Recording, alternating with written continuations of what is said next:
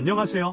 오늘은 농수산물을 중심으로 위탁 판매에 관심이 많은 판매자분들이 농수산물, 특히 과일 상품을 판매하고 싶은데 왜 팔아야 하는지, 어떻게 팔아야 하는지, 무엇을 팔아야 하는지 너무 어려워하고 궁금해하시는 분들이 많아서 탑셀러가 속 시원하게 설명드리고 여러분들이 판매에 적용할 수 있도록 방송을 준비하게 되었습니다. 여러분들 위탁 판매로 여러 가지를 판매하시잖아요. 생활용품, 공산품, 전기제품, 완구류, 의류 등. 그런데 왜 과일은 꼭 팔아야 할까요?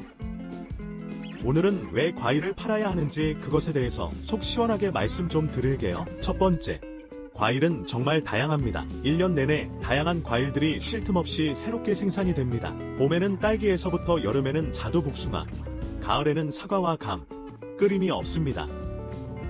항상 과일은 계속해서 새로운 품목들이 생산이 되고 있기 때문에 다양하게 상품을 소비자에게 제공할 수 있다는 겁니다. 두 번째는 과일은 남녀노소 할 것 없이 굉장히 대중적인 품목입니다. 대체적으로 과일은 가리지 않고 다들 좋아하기 때문에 판매할 수 있는 소비자층이 굉장히 넓다는 겁니다. 세 번째입니다. 가장 주요한 부분인데요. 회전율입니다. 회전율. 무슨 말이냐 하면 가전제품이나 생활용품 이런 것들은 고객들이 한번 구매하고 또다시 구매하려면 어느 정도 시간이 지나야 돼요. 근데 과일은 어때요? 여러분의 실생활에서도 그렇잖아요.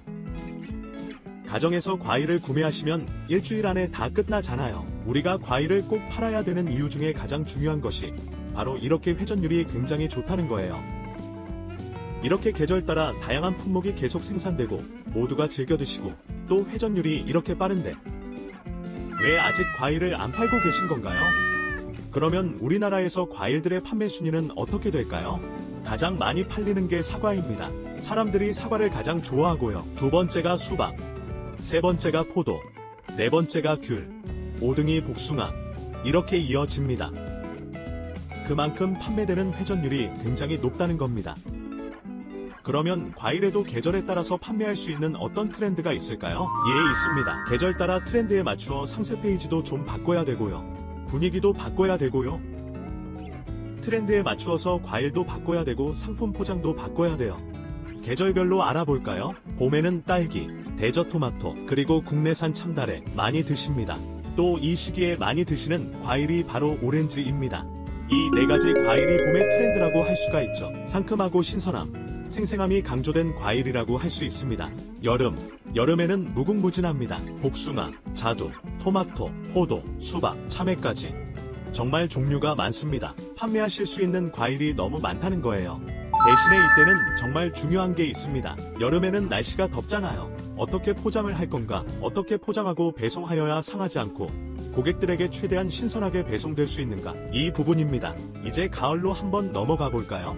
대표적으로 나오는 과일이 감입니다. 단감에서부터 반시감, 대봉감, 동시감, 더불어 이때에 많이 나오는 밤 대추가 있고요. 여름 과일 중에서 늦게 출하되는 복숭아, 자두도 있습니다. 참, 햇사과도 시작되고요. 어떻습니까? 막 여러가지 판매 아이디어들이 떠오르시죠? 이제 겨울로 한번 넘어가 봅시다. 겨울에는 좀 단순화됩니다. 왜냐하면 겨울에 나오는 과일들은 거의 다 저장성이 좋은 과일들입니다. 사과도 본격적으로 부사사과가 쏟아지기 시작하고요. 곶감과 감말랭이 종류들이 굉장히 많이 나옵니다. 또 겨울에는 설날과 연말연시가 있기 때문에 과일 선물용으로 상품을 잘 구성하면 좋은 판매 아이디어가 되겠죠. 자, 이렇게 그 계절별로 나오는 상품들을 가지고 구체적인 구성계획과 트렌드 맞춤 판매를 한다면 각자의 판매 노력에 따라서 다른 판매자보다 판매의 성적이 많이 달라질 것입니다. 그러면 과일을 판매하시려면 어떤 방법으로 상품을 구해서 판매를 해야 될까요? 과일 상품을 준비하는 방법은 크게 두 가지로 나눌 수가 있습니다. 첫 번째가 도매시장을 이용하는 겁니다. 직접 도매시장에 가셔서 중매인에게 일정 정도의 수수료를 주고 과일을 받아서 직접 포장과 배송을 하는 방법이 있을 것이고요. 두 번째 방법은 생산지에 있는 농장이나 농사 지으신 분과 연결을 해서 과일 상품을 배송할 수 있도록 시스템을 만들어서 판매를 하는 방법이 있을 겁니다. 그런데 농수산물, 특히 과일 상품의 원재료를 구입해서 포장하고 상품으로 만들어서 소비자에게 전달하는 과정들을 여러분이 직접 하시려고 하면은 정말로 앞이 캄캄할 겁니다. 왜냐하면 도매시장에 가서 과일의 시세와 가격도 알아야 하고 상품의 풍미가 좋은 건지 안 좋은 것인지 구별해서 구매할 줄 알아야 하고요. 새벽에 잠 못 자고 도매시장 가서 발품 팔아서 물건 가지고 오면 상품을 포장하는 공간, 작업장도 있어야 합니다.